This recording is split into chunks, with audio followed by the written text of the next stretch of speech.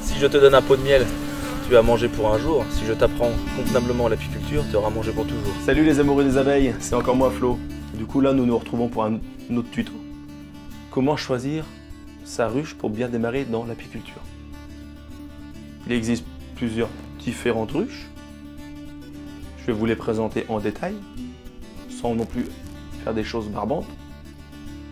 Et je te donnerai à la fin du tuto mon avis sur quelle ruche mon choix s'est porté pour pouvoir mieux démarrer dans l'apiculture.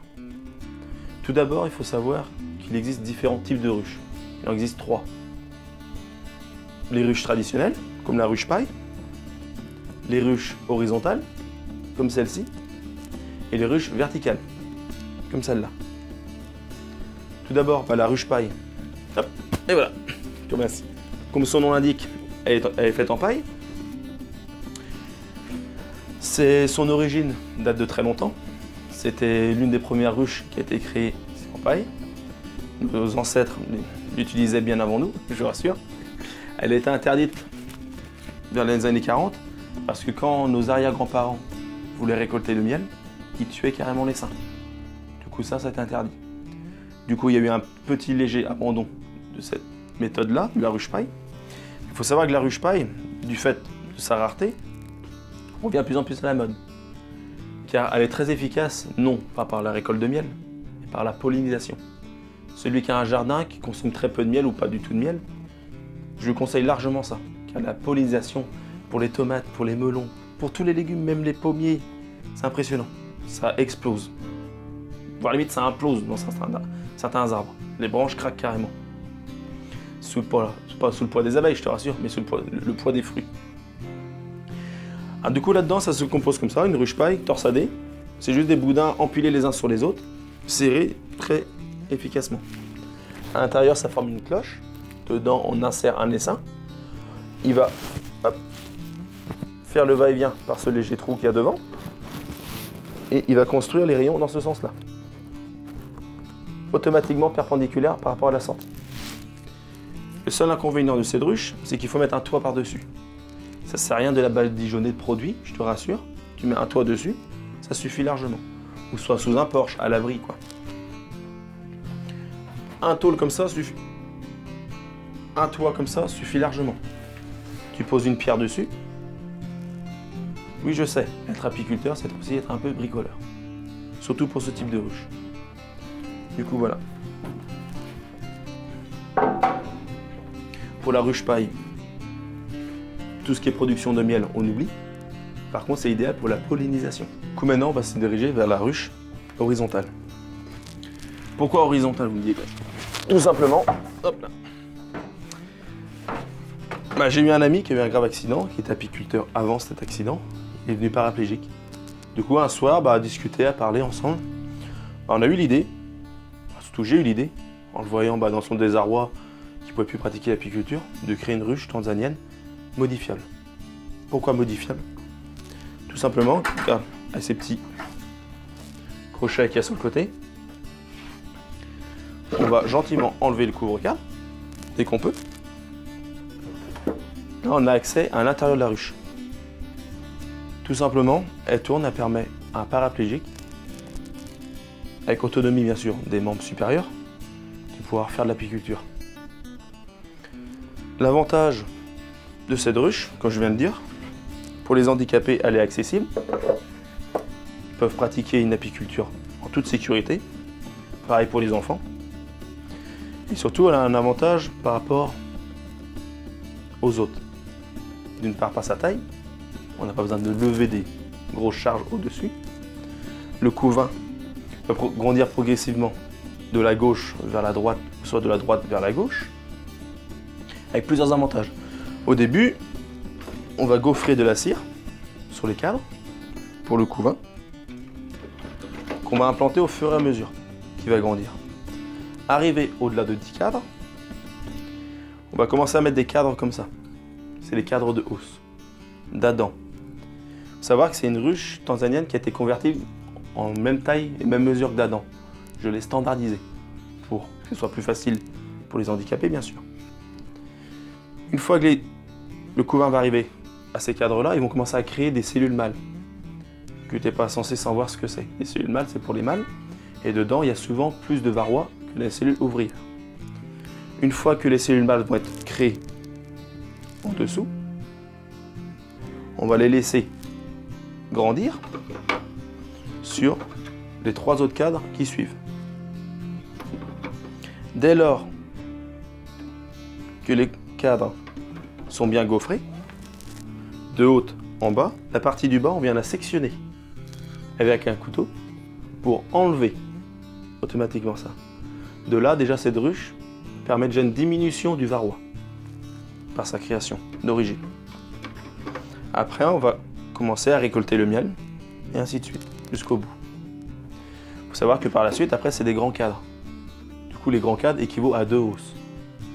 2 hausses, généralement, c'est bien nettement supérieur que la moyenne qu'un apiculteur fait. Un apiculteur responsable, comme moi. Moi, je ne leur pousse pas au cul. Tout simplement, l'abeille va rentrer par la porte de gauche, va directement stocker son miel. Du coup, elle a un gain de productivité nettement supérieur aux autres. Du fait qu'elle n'a pas non plus à monter tout un corps de ruche plus une hausse pour pouvoir stocker. Il reste à la même hauteur que le corps de ruche. Du coup, voilà ses points forts. Après, pour les visites, automatiquement, c'est plus facile pour les petits, pour les handicapés, mais aussi, dû sa taille, est moins sensible au vol. Car vu sa taille, il faut quand même une grosse voiture ou une grosse remorque pour embarquer ça.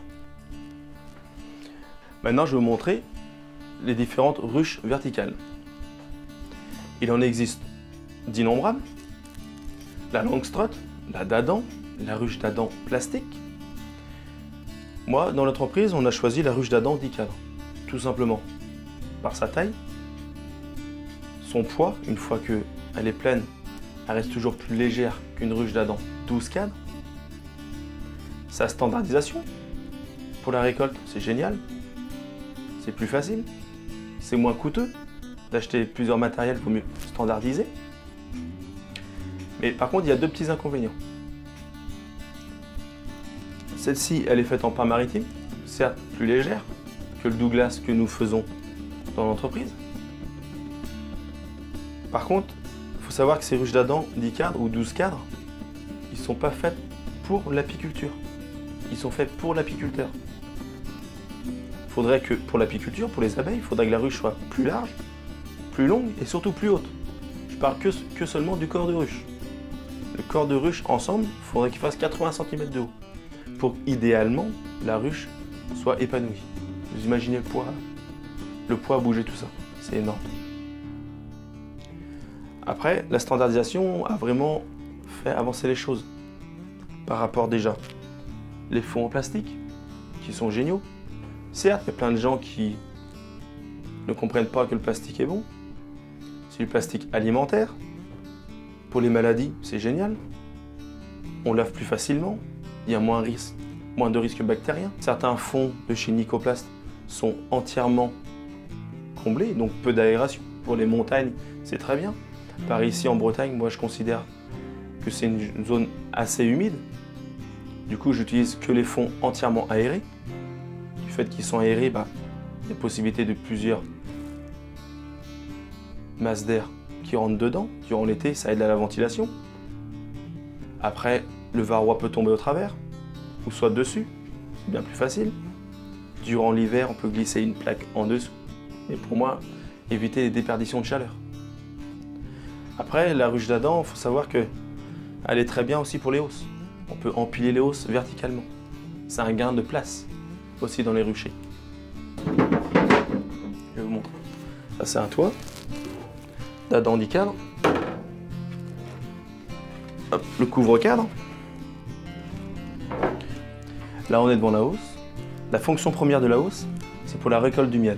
C'est là où les abeilles viennent stocker l'excédent de miel qu'ils ont au cours de la saison d'été ou de printemps. Nous, les apiculteurs, c'est là-dedans que nous récoltons le miel. Il peut y avoir une ou plusieurs hausses par-dessus. Sur la deuxième hausse, automatiquement, quand il y a de forte chaleur, nous venons enlever 2 cadres de rive pour qu'il y ait une meilleure circulation d'air qui qui se fasse. Cela influe légèrement sur la température, mais surtout énormément sur le confort de l'abeille. Elle ventile moins. Du coup, il y a un peu plus de production. Et surtout par rapport à l'abeille aussi le respect que l'entreprise doit avoir aussi. Car sans l'abeille, l'entreprise n'existerait pas. Du coup, hop, une fois qu'on a enlevé la hausse, c'est bien là-dedans qu'on récolte le miel. Après, il y a le corps de ruche. Le corps de ruche, bah, c'est là-dedans où vient principalement la vie de la ruche et surtout la vie de la colonie. C'est là-dedans qu'on retrouve la reine, les ouvrières, les mâles, le couvain, les œufs, les larves. C'est là-dedans qu'ils font la vie, automatiquement. Une fois que la vie a tout bien pris son espace parmi les 10 cadres, en comptant bien sûr les réserves de miel, de pollen, le pain des abeilles aussi. Une fois que tout ça est bien complet, on va commencer à mettre les hausses par-dessus. D'abord une hausse par-dessus. Après, une fois que celle-ci est complète, on en mettra une autre par-dessus. On a bien vu tout à l'heure, avec la tanzanienne, c'était horizontalement l'avancée de la production. Que là, c'est verticalement, vers le haut, qu'on produit. Dans l'entreprise, on ne va jamais au-delà de 2 hausses. Beaucoup de gens vont dire, mais c'est pas beaucoup de production, ça, pour une entreprise? Non, je vous explique. C'est qu'au-delà de 2 hausses, on a remarqué qu'il y a un excédent de chaleur qui se fait vers le haut. Du coup, bah, on enlève directement, sur la dernière hausse qu'on met, 2 cadres de rives dans la hausse, tout simplement pour favoriser la ventilation. Par très forte chaleur, ça nous arrive même des fois, en Bretagne c'est rare, je vous rassure, de mettre une 3e hausse. Et dans cette 3e hausse, elle est entièrement vide, il n'y a aucun cadre. Cette 3e hausse sert juste de bloc d'air. Le bloc d'air servira tout simplement à avoir une augmentation de la ventilation. C'est aussi simple que ça. Avoir de l'inertie. Une fois que l'inertie que les abeilles vont créer du fait de la ventilation, automatiquement l'air va bien rentrer et bien sortir de la ruche. Surtout en ayant des fonds nicot aérés totalement. Du coup voilà. Bah, j'espère que ce tuto vous a plu, que les conseils vous guideront pour un bon démarrage dans l'apiculture. Mais avant de vous quitter, il faut que je vous donne mon avis sur quelle ruche je me porte. Soit par la ruche paille, pour les personnes qui désirent un beau potager avec des beaux légumes en abondance et à foison, des fois même à débordement, je conseillerais, s'ils ne mangent pas du miel, la ruche paille, qui est géniale. Après, il y a la ruche tanzanienne pour une production horizontale. Pour ceux qui veulent avoir du miel, du pollen, aussi, pourquoi pas de la propolis. Ça c'est très bien quand on a de la place chez soi, elle est plus large, la production se fait horizontalement. Pour les personnes qui ont des problèmes de dos, qui ne peuvent pas porter des hausses, tout simplement, je leur conseille ça. Pour les personnes qui sont handicapées, pour les personnes qui veulent amener les enfants auprès de leur rucher, qui ont des petits-enfants, même les grands-pères ont droit aussi. Hein. Grand-père, mamie a droit aussi. Hein. Je leur conseille ça, honnêtement. Après, pour les gens qui veulent vraiment commencer l'apiculture, bien sûr amateur ou professionnel, hein, vous avez le droit. Moi, mon choix, c'est porter incontestablement sur la ruche d'Adam 10 cadres. D'une part, par son poids, quand on la bouge, plus petite que la ruche d'Adam 12 cadres, par sa standardisation du matériel qui va avec, par la suite. Il faut aussi comprendre que derrière, il faut bien tout récolter le miel, donc la standardisation du matériel est faite pour. Après, il faut savoir que la ruche d'Adam 10 cadres n'est pas faite pour l'apiculture. Elle est faite pour l'apiculteur, d'où sa standardisation. Ça, dans un jardin, ça va très bien, ça prend peu d'espace, on augmente vers le haut, c'est très bien pour ça. Après, par contre, les seuls hic que je tiens aussi à soumettre, c'est par rapport aux hausses.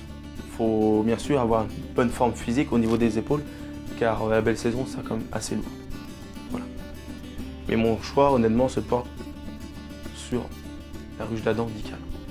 J'espère qu'on a pu répondre à tes attentes, à tes choix cruciaux pour un bon démarrage dans l'apiculture, et surtout que tes connaissances avec ces tutos vont te permettre d'avancer. Pour cela, je te demanderai de partager, de ne pas hésiter non plus à liker, à dire merci ou n'importe quoi, ça fait toujours plaisir.